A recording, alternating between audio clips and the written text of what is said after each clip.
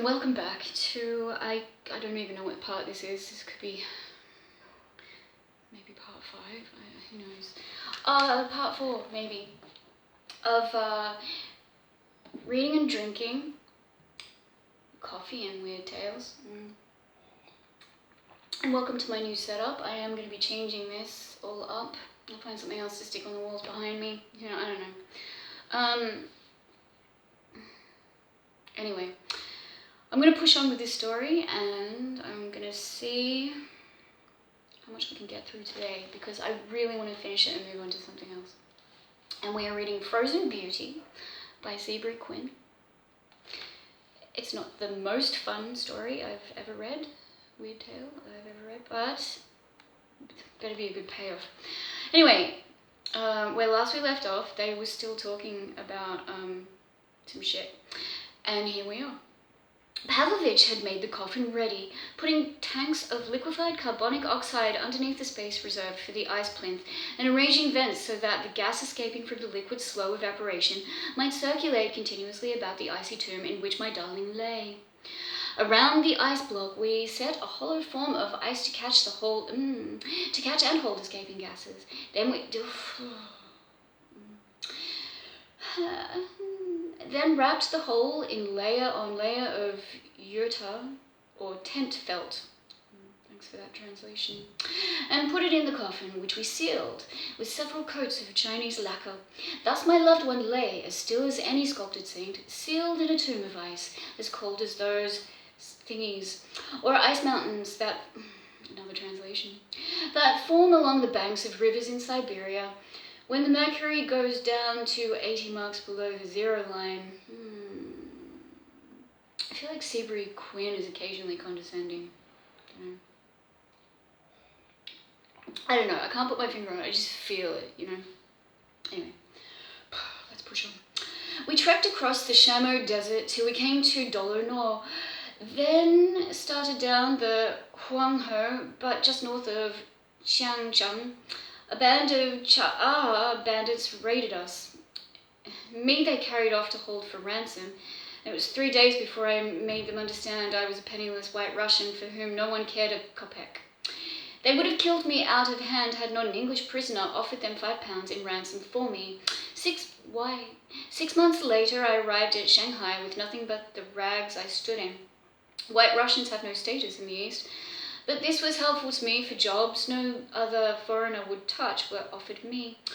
I was in turn a rickshaw boy, a German secret agent, quite a leap there, a runner for a gambling house, an opium smuggler, and gun runner. It's quite a variety of jobs. At every turn, my fortunes mounted. In 10 years, I was rich. The owner of concessions in Kalgan, Tientsin, and Peiping, not much respected but much catered to. Muskie. He raised his shoulders in a shrug. I'd have traded everything I owned for that red coffin that had vanished when the Chahas captured me.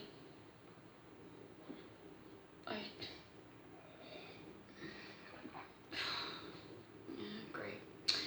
Then at last I heard of Pavlovich. He had been made a surgeon of the bandit party, which cooperated with the one that captured me, and when they were incorporated in the Chinese army, had become a colonel. When he saved a warlord's life by transfusion of canned blood, they presented him with half a city's loot. Shortly afterward, he emigrated to America. The coffin.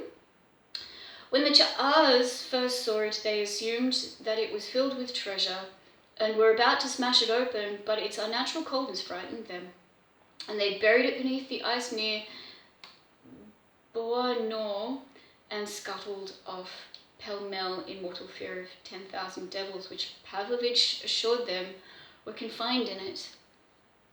Lying scum. It cost me 2 years and a fortune to locate Nikokova's burial place, but finally we found it.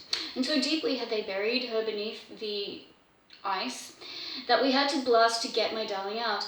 We wrapped the coffin in 10 folds of 10 felt, wet with ice and salt solution, and took it overland to Tianjin, where I put it in a ship's refrigeration chamber and brought it to America. Yesterday I reached this city with it.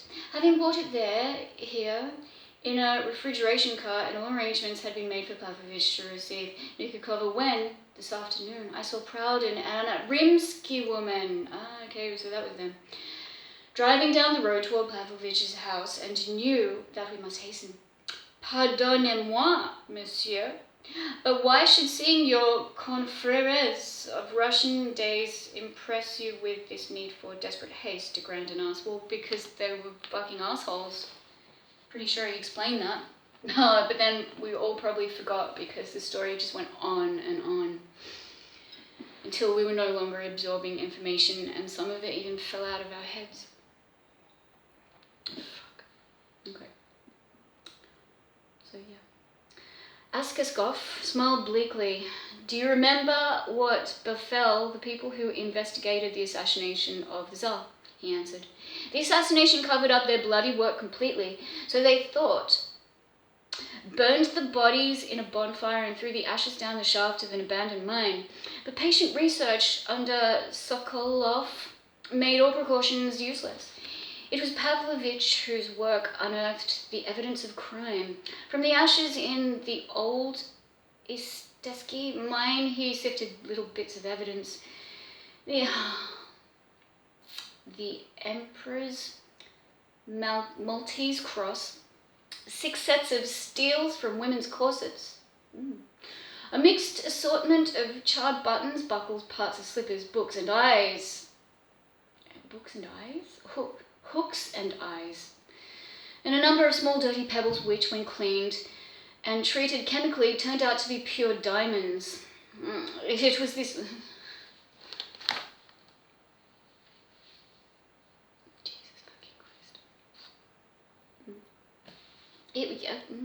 Okay, fuck, we've still got a bit of time. Where are we? Talking about diamonds. It was this evidence which proved the Bolsheviks' guilt, after they barefacedly denied all implication in the regicide, and all who helped to prove their guilt were mugged for execution. Even those who occupied the posts of clerks had been run down and murdered by their secret agents. There is no doubt Proudin and the woman who was Pavlovich's mistress, and whose betrayal caused his exile in the Tsarist days, were sent here to assassinate him. It was unquestionably that female Judas who killed Pavlovich, and after he was dead, she and Proudin rummaged through his papers. Their task is not only to stop oral testimony of their government's guilt, but to destroy incriminating documents as well. One sees, and it is highly probable they found messages from you to him, advising him of your arrival. Tiens, I think that you were well advised to take this coffin from the house of death without delay. But in killing Pavlovich, they killed my darling too, sobbed Askaskov. The technique of his work was secret. No one else can bring beloved Nikakova from her trance. Oh, I'll bet fucking de Grandin will give it a shot. I would not say as much, denied the little Frenchman. Of course he did. I am Jules de Grandin, and a devilish clever fellow. Let us see what we shall see, my friend. Of course. I better not fuck it up. It's the most fantastic thing I ever heard, I told him as we went to bed. There's no doubt the freezing process has preserved her wonderfully. But to hope to bring her back to life, that's utterly absurd. When a person dies, he's dead. And I staked my reputation. That's nothing but a lovely corpse in there. I nodded towards the bathroom where the plinth of ice stood in the tub and Askaskov stretched on a pallet by the bolted door, a pistol ready in his hand. De Grandin pursed his lips, then turned an impish grin on me.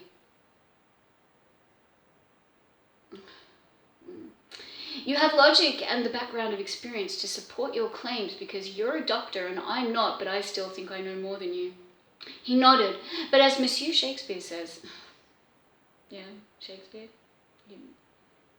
Heaven and earth contain things our philosophy has not yet dreamed of. As for logic, bien, what is it? Reasoning from collated data, from known facts, n'est